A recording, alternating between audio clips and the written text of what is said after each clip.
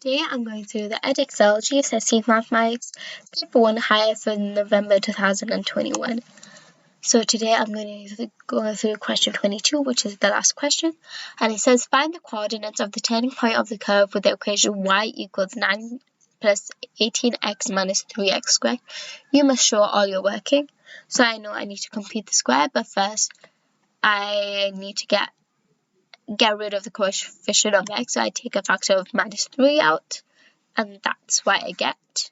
And then I can simplify the x squared minus 6x, so that'll be x minus 3 squared, because it's 6 divided by 2, which is minus 3, and then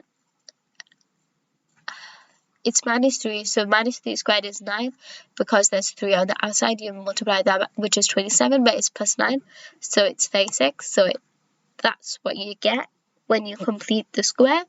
So I need to find what's in the bracket and what's outside the bracket, which is 36, so that will give me the coordinates 3, 36. Thank you for listening. Like and subscribe for more GCSE past papers.